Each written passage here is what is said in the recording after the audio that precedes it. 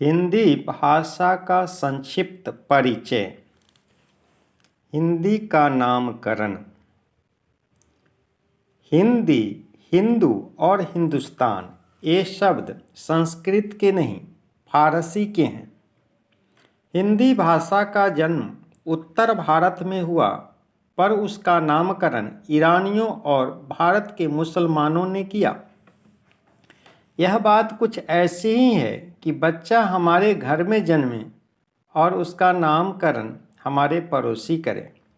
वस्तुतः हिंदी किसी संप्रदाय या धर्म की भाषा नहीं है, इस पर सबका समान अधिकार है। हिंदी नामकरण की एक बड़ी ही दिलचस्प कथा है। उसका विवरण इस प्रकार है। 8वीं सदी से आज तक हिंदी को 3 अर्थों में ग्रहण किया गया है। 1 व्यापक अर्थ में, 2 सामान्य अर्थ में और 3 विशिष्ट अर्थ में। जब तक मुसलमान भारत में नहीं आए तब तक हिंदी शब्द का प्रयोग व्यापक अर्थ में होता रहा। व्यापक अर्थ में हिंदी, हिंद या भारत से संबद्ध किसी भी व्यक्ति, वस्तु तथा हिंद या भारत में बोली जाने वाली किसी भी आर्य, द्रविड़ या अन्य भारतीय भाषाओं के लिए प्रयुक्त होती थी। ईरानियों की प्राचीनतम धर्म पुस्तक अवेस्ता में हिंदी, हिंदू आदि शब्द मिलते हैं। मध्यकालीन ईरान में हिंद में एक विशेषण प्रत्यय लगाकर हिंदिक फिर हिंदिग शब्द बना। कालांतर में अंतिम व्यंजन लुप्त हो गया और हिंदी शब्द हिंद के विशेषण रूप में प्रचलित हुआ। प्रारंभ में हिंदी शब्द देशबोधक था। कुछ लोग हिंदी का संबंध सिंधी से जोड़ते हैं क्योंकि ईरानी लोग स का उच्चारण ह की तरह करते थे। 8वीं सदी तक ईरानियों द्वारा हिंदी शब्द का ऐसा ही प्रयोग होता था। ईरान से ही हिंद और हिंदी शब्द अरब, मिस्र, सीरिया तथा अन्य देशों को प्राप्त हुए, किंतु इस प्राचीन व्यापक अर्थ में हिंदी शब्द का प्रयोग अब नहीं होता।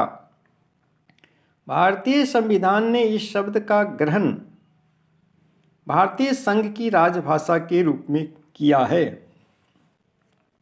भारत के प्राचीन ग्रंथों में हिंदी, हिंद और हिंदू शब्दों का प्रयोग नहीं मिलता। भाषा के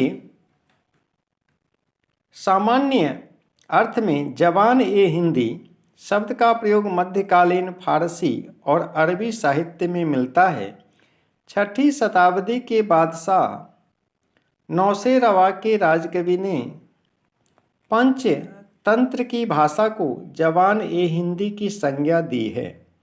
हिंदी का यह प्रयोग भारत की समस्त भाषाओं संस्कृत, पाली, प्राकृत, अपभ्रंश के लिए हुआ है। स्पष्ट है कि हिंदी शब्द का प्रयोग देश के बाहर 2 अर्थों में हुआ, एक देश के अर्थ में और दूसरा भारतीय भाषाओं के अर्थ में। आज ये दोनों अर्थ पुराने पड़ चुके हैं और अपना महत्व खो चुके हैं। भाषा के अर्थ में हिंदी शब्द का प्रयोग संस्कृत, प्राकृत, अपभ्रंश आदि किसी प्राचीन भारतीय आर्य भाषा में नहीं हुआ है।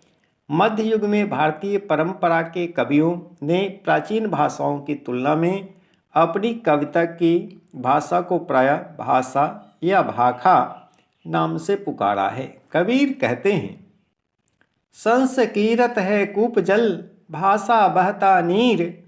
तुलसीदास ने कहा, का भाषा का संस्कृत, प्रेम चाहिए साँच।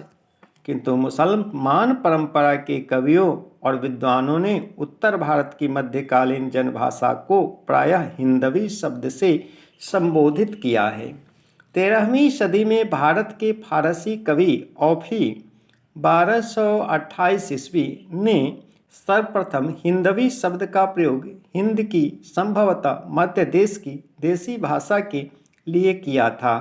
इसी प्रकार अन्य मुस्लिम कवियों मसऊद, अबुल हसन, अमीर खुसरो आदि ने भी देसी भाषा को हिंदी या हिंदवी या हिंदुई नाम दिया है। खुसरो ने लिखा, तुर्क हिंदुस्तान निंदय मैं हिंदवी गोसय जवाबे जुजवे चंद नजम हिंदी निज नज्जर देस्तान करदा सुदा अस्त। खुसरो की खलिक बारी में हिंदवी शब्द 30 बार और हिंदी शब्द 5 बार देसी भाषा के लिए प्रयुक्त हुआ है। 16वीं सदी के मुस्लिम कवि जायसी ने हिंदवी का प्रयोग किया है। तुर्की अरबी हिंदवी भाषा तेती आही जामे मारग प्रेम का सबे सराहे ताय। लगता है कि दिल्ली से अवध प्रदेश तक की देसी भाषा हिंदी या हिंदवी नाम से प्रचलित होने लगी थी। अकबर के दरबारी कवि रहीम को हिंदी कवि कहा गया। अनुमान है कि मध्य युग में देसी भाषा के अर्थ में भाखा, हिंदी और हिंदवी शब्द समानार्थक बन चुके थे। दक्षिण के 16वीं 17वीं सदी के मुस्लिम कवियों ने भी, जिन्हें दक्षिणी हिंदी के कवि कहते हैं, हिंदी शब्द का प्रयोग बहुत अधिक किया है। शाही मीराजी कहते हैं, यों देखत हिंदी बोल प्रण माने है नपतोल। 17वीं सदी में दक्षिण के सुप्रसिद्ध कवि मुल्ला वजही ने अपने सबरस की भूमिका में हिंदी का ही प्रयोग किया है। डॉक्टर धीरेन्द्र वर्मा का मत है कि 17वीं सदी तक हिंदी और हिंदवी शब्द समानार्थक थे और सामान्यतः मध्य देश की भाषा के लिए प्रयुक्त होते थे। उक्त विवेचन से स्पष्ट है कि हिंदी का नामकरण भारत के हिंदुओं ने नहीं, ईरान और अरब से आए और इस देश में बसे मुसलमानों ने किया था। लेकिन मुसलमानों ने हिंदी प्रदेश में फैली विभिन्न बोलियों को न अपनाकर दिल्ली और मेरठ की बोली खड़ी बोली को अधिक प्राश्रय दिया। इसके विपरीत हिंदियों ने ब्रज भाषा, अवधी तथा अन्य देसी भाषाओं में अधिक रचनाएं की। बाद में ये लोग भी मुसलमानों के मार्ग पर चले। इससे सिद्ध होता है कि देश के मुसलमानों ने जिस अर्थ में देसी भाषा खड़ी बोली को ग्रहण किया, वही हिंदी को सही दिशा थी। आज हिंदी का अर्थ खड़ी बोली या उसमें लिखा जाने वाला साहित्य ही समझा जाता है। इस हिंदी को हमारे साधु संतों ने देश के भिन्न भिन्न भागों में फैला दिया था, अतः यह धीरे धीरे सारे देश में रस बस गई। हिंदी शब्द का प्रयोग एक विशिष्ट शैली के अर्थ में भी होता है। प्रारंभ में हिंदी, फारसी और देवनागरी दोनों लिपियों में लिखी जाती थी। कुछ मुसलमानों ने हिंदी या हिंदवी की उस शैली का भी प्रचार किया जिसकी परंपरा फारसी लिपि और उच्चारण में दिल्ली के आसपास वर्तमान थी। दक्षिणी हिंदी के मुसलमान कवियों ने हिंदी को एक विशिष्ट शैली में ढाला, जो आगे चलकर उर्दू की चीज़ समझी जाने लगी।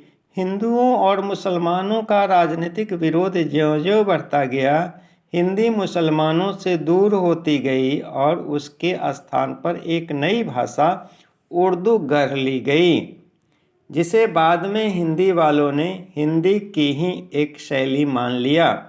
राजनीतिक तथा सांप्रदायिक विरोध का परिणाम यह हुआ कि भारत के मुसलमान कवियों ने हिंदी को फारसी के ढांचे में ढालकर उसका नया नाम रेखता रखा।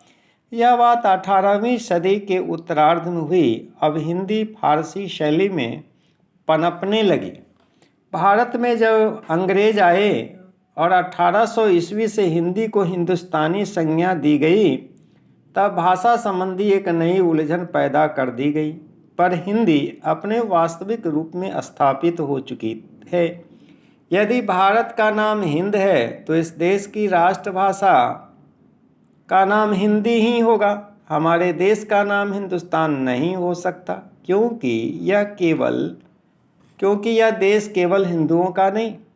ऐसी स्थिति में देश की राष्ट्रभाषा को हिंदुस्तानी की संज्ञा नहीं दी जा सकती। डॉक्टर सुनीति कुमार चटर्जी के शब्दों में हिंदी एक महान संपर्क साधक भाषा है। बंगाल के सुधी महापुरुषों ने भी इसकी गौरव गरिमा को पहचाना था। 1875 ईस्वी में बाबू केशव चंद्र सेन ने लिखा, हिंदी भाषा प्रायः सर्वत्र ही प्रचलित है। बाबू बंकिम चंद्र चटर्जी ने उन्हें 1876 ईस्वी में बंग दर्शन में लिखा, हिंदी शिक्षा ना करिले कोनो क्रमे ई चलिवे ना। निष्कर्ष यह कि हिंदी भारत की सामान्य जनता की भाषा है, देश की एकता की संपर्क भाषा है, साधु संतों की भाषा है और देश की केंद्रीय शक्ति है। ऐसी विकसित भाषा का सीमित क्षेत्र नहीं हो सकता। धन्यवाद।